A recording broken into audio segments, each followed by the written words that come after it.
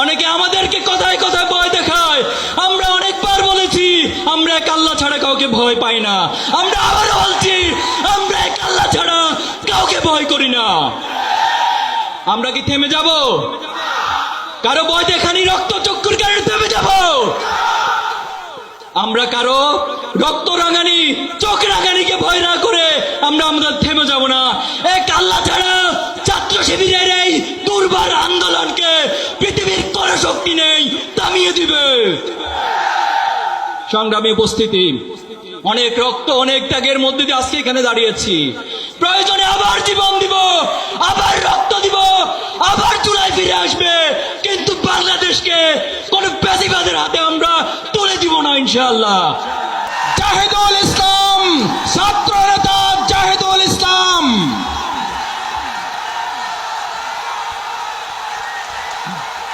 আলহামদুলিল্লাহ, ওয়াসসালাতু ওয়াসসালামু আলা রাসূলিহিল কারীম ওয়া আলা আলিহি ওয়া আসহাবি আজমাইন। শহীদ আব্দুল মালিকের খুনে রঞ্জিত ঐতিহাসিক এই সোহরাওয়ার্দী উদ্যানে বাংলাদেশ জামাত ইসলামী কর্তৃক আয়োজিত আজকের এই জাতীয় সমাবেশে সম্মানিত সভাপতি বাংলাদেশ জামাত ইসলামের মহতারাম আমির ডাক্তার শফিকুর রহমান, উপস্থিত মঞ্চের জাতীয় নেতৃবৃন্দ, শহীদ পরিবারের সদস্যবৃন্দ, সাংবাদিক বন্ধুগণ, সারা বাংলাদেশের মজলুম জনতার প্রিয় দেশবাসী, আসসালামু আলাইকুম রহমতুল্লাহ। সংগ্রামী উপস্থিতি, জুলাই যেমন ছিল আমাদের জন্য কষ্টের, জুলাই মাস ছিল নির্মমতা নিষ্ঠুরতা, তেমনি জুলাই ছিল প্রতিবাদ, প্রতিরোধ এবং বিজয়ের মাস। আজকে শহীদ পরিবারদেরকে আর্তনাদ করে বলতে হয় তারা বিচারহীনতার মধ্য দিয়ে যাচ্ছে। তারা জুলাইয়ের আকাঙ্ক্ষার যে প্রত্যাশা ছিল এখনো শহীদ পরিবার তা পাচ্ছে না। এর যে দুঃখজনক আমাদের জন্য আর কিছুই হতে পারে না। অন্তর্বর্তী সরকারকে বলতে চাই, আপনারা স্বাভাবিক কোন প্রক্রিয়ায় ক্ষমতায় বসেন নাই। হাজার হাজার ছাত্র জনতার রক্তের উপরে আপনারা ক্ষমতায় বসেছেন। এজন্য আমাদেরকে সংবিধানের হাইকোর্ট দেখাবেন না। অতি সত্বর জুলাই প্রক্লেমেশন ঘোষণা করুন। এই জুলাই মাসের মধ্যে শহীদ গাজীদের স্বীকৃতি দিয়ে জুলাই প্রক্লেমেশন ঘোষণা করতে হবে। সংগ্রামী উপস্থিতি, বাংলাদেশের শিক্ষাঙ্গনগুলোকে গত 15 বছর সন্ত্রাস মাদকের অভয়ারণ্যে পরিণত করা হয়েছে। আজকে যে নতুন বাংলাদেশের স্বপ্ন তৈরি হয়েছে, বাংলাদেশের ছাত্র সমাজ, যুব সমাজ, এই দেশবাসী নতুন করে স্বপ্ন দেখতে শুরু করেছে। কিন্তু দুঃখজনক হলেও সত্য, এতগুলো সংস্কার কমিশন গঠন হয়েছে, অথচ শিক্ষা জাতির মেরুদণ্ড, শিক্ষার মধ্য দিয়ে একটি জাতি অগ্রসর হয়, সেই শিক্ষা সংস্কারের কোন কমিশন গঠন করা হয় নাই। ব্রিটিশদের রেখে যাওয়া দাসত্বমূলক শিক্ষা ব্যবস্থা, পাশ্চাত্যের চাপিয়ে দেওয়া মতাদর্শের শিক্ষা ব্যবস্থা, পার্শ্ববর্তী রাষ্ট্রের মূল্যবোধের চাপিয়ে দেওয়ার শিক্ষা ব্যবস্থা আমাদেরকে দিন দিন গাড়ি টানতে হচ্ছে। জুলাই পরবর্তী এই বাংলাদেশে আমরা আজকের এই সমাবেশ থেকে দাবি করছি, অতি সত্বর এই বাংলাদেশের স্বাধীনতা, সার্বভৌমত্ব, এই বাংলাদেশের ইসলামী মূল্যবোধ, আদর্শিক মূল্যবোধ, জাতিসত্তার ইতিহাসকে ধারণ করে নতুন একটি আদর্শিক শিক্ষা ব্যবস্থা গড়ে তুলতে হবে। ছাত্র জনতার প্রাণের দাবি শিক্ষাঙ্গনগুলোতে দ্রুত ছাত্র সংসদ নির্বাচন, কিন্তু আমরা দেখতে পাচ্ছি এই ছাত্র সংসদ নির্বাচন নিয়ে বিভিন্ন মহল টালবাহানা করছে, কোণের রাজনীতি ফিরিয়ে আনার চেষ্টা করছে। আমরা বলতে চাই, শিক্ষার্থীদের প্রাণের দাবি এই ছাত্র সংসদ নির্বাচন অতি সত্বর সকল ক্যাম্পাসে আয়োজন করতে হবে।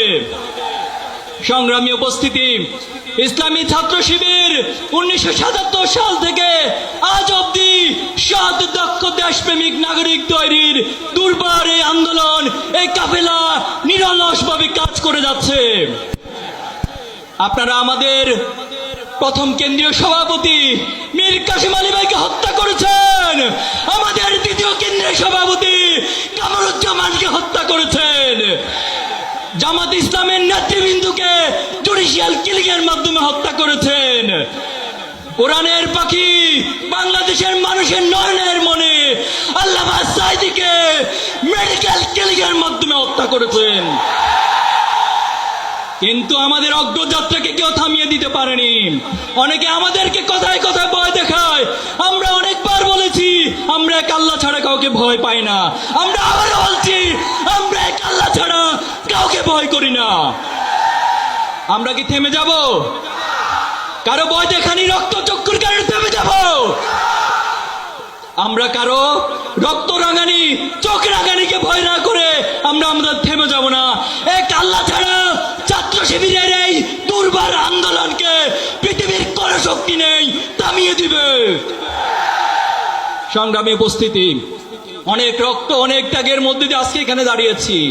প্রয়োজনে আবার জীবন দিব, আবার রক্ত দিব, আবার চূড়ায় ফিরে আসবে, কিন্তু বাংলাদেশকে কোন প্যাসিবাদের হাতে আমরা তুলে দিব না ইনশাআল্লাহ।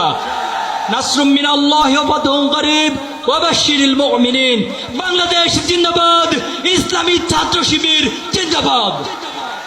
সংগ্রামী ভাইয়েরা, আমি প্রথম কথাই বলতে চাই, ইসলাম যেখানে থাকে সেখানে শান্তি থাকে, যেখানে ইসলাম নয় সেখানে শান্তি থাকতে পারে না।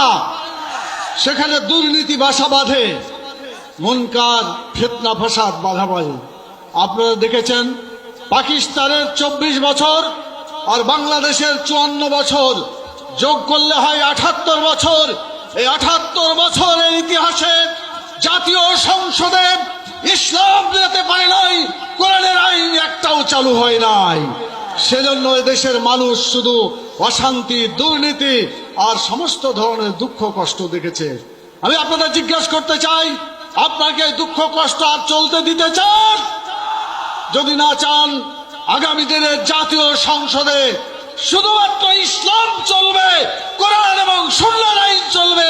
মানুষের তৈরি করা কোনো মতবাদকে জাতীয় সংসদে আর যেতে দেওয়া যাবে না। এটা যদি আপনারা করতে পারেন, আমরা সুখে এবং শান্তিতে বসবাস করব। রাসূল সাল্লাল্লাহু আলাইহি ওয়াসাল্লাম বলেছেন, অন্যায় দেখলে হাত দিয়ে প্রতিহত করো, না পারলে বুক দিয়ে চিৎকার করো, না পারলে অন্তর থেকে প্রচেষ্টা চালিয়ে যাও। আমরা অন্তর দিয়ে অনেকদিন প্রচেষ্টা চালিয়েছি, এখন চিৎকার করার সময় এসেছে। আমাদের এখন শক্তি দিয়ে অন্যায়কে, দুর্নীতিকে প্রতিরোধ করার সময় এসেছে। আপনারা কি রাজি আছেন প্রতিরোধ করতে?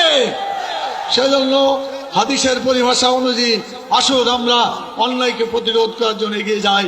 আজব এই বাংলাদেশ, এখানে চাঁদা না দিলে জীবন শেষ। আমরা এমন একটি বাংলাদেশ করতে চাই, আগামীর বাংলাদেশ চাঁদা চাইলে জীবন শেষ।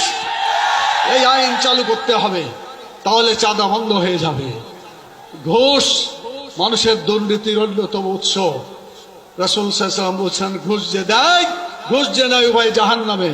এই জাহান্নামের হাত থেকে বাঁচানোর জন্য যারাই ঘুষ চাইবে তার জবাব হচ্ছে, ঘুষ চাইলে মারবেন ঘুষি, জনগণ হবে খুশি। আপনারা কি পারবেন? ঘুষ চাইলে ঘুষি মারতে পারবেন? তাহলে ওই হাত দিয়ে, শক্তি দিয়ে প্রতিরোধ করা হবে। তবে আমরা বিশ্বাস করি আইনসম্মতভাবে, রাষ্ট্রীয়ভাবে আল্লাহর আইন চালু হবে।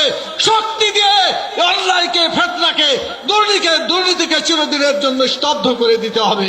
আপনারা কি রাজি আছেন? যারা যারা রাজি আছেন দুই হাত তুলে আল্লাহর কাছে দেখান। আল্লাহ তাআলা, তুমি বাংলাদেশকে দুর্নীতিমুক্ত দেশে পরিণত করো, তোমার আইনকে বাংলাদেশে তুমি চালু করে দাও। রব্বানা তাকাব্বাল মিন্না ইন্নাকা আনতাস সামিউল আলিম। আসসালামু আলাইকুম ওয়া রাহমাতুল্লাহ।